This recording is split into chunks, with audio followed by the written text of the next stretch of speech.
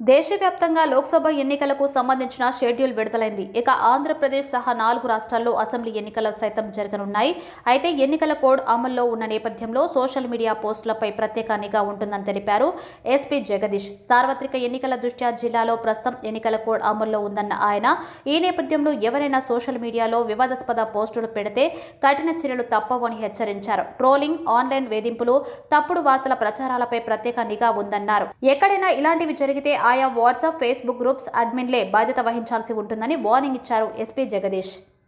అంతేకాకుండా ఎవరైనా సరే ఎన్నికల నియమావళిని ఉల్లంఘిస్తే చర్యలు తప్పవని హెచ్చరించారు. ఎన్నికల ప్రచారానికి, ర్యాలీలకు, ప్రదర్శనలకు అనుమతులు తప్పనిసరిని స్పష్టం చేశారు. అయితే ఎన్నికల కోడ్ పేరుతో కొంతమంది అధికారులు చేస్తున్న హంగామా కోడ్ అంటే ఇదా అని ఆశ్చర్యపోయేలా చేస్తుంది. ఉండవల్లిలోని చంద్రబాబు ఇంటి వద్ద బల్లలకు పసుపు రంగు ఉందని బల్లలు కూల్చేసిపోయారు అధికారులు. అంతేకాకుండా విజయవాడ బీజేపీ ఆఫీస్ వద్ద పార్టీ అడ్రస్ తేలిపోయేలా ఏర్పాటు చేసుకున్న ఫ్లెక్సీని చించేశారు. ఇక తాజాగా గుడివాడలో ఓ చిరు వ్యాపారి బండిపై పసుపు రంగు టీడీపీ నేతల గుర్తులు ఉన్నాయని నల్ల రంగు పూస్తామని పట్టుబట్టారు. ప్రైవేటు ఆస్తిపై రుబాబు చేశారు. వీరు తీరు చూసి స్థానికులు సైతం ఆశ్చర్యపోతున్నారు. అదే వైసీపీ నేతల ఫ్లెక్సీలు వీరికి కనబడకపోవడం అనేది కామన్ గా మారింది.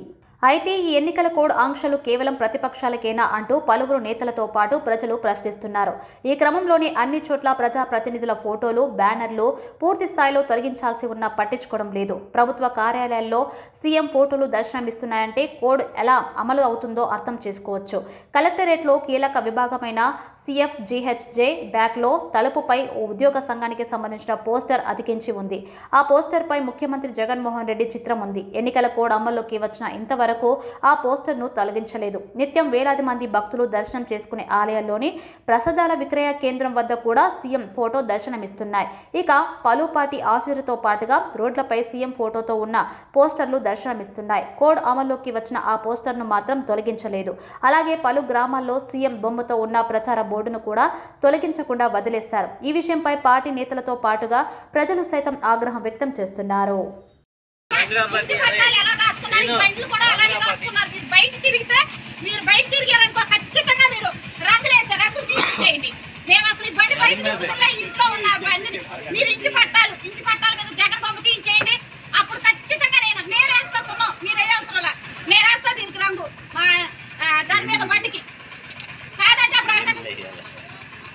నేనైతే చెప్తాను, బండి బయటకు వస్తే నన్ను అడగండి, బయటకు రావట్లేదు కదా.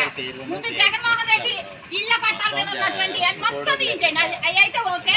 మేము ఇంట్లో ఉన్న బండికి కూడా మీరు వచ్చి విజయరాజు గారు మీరు రోడ్డు మీద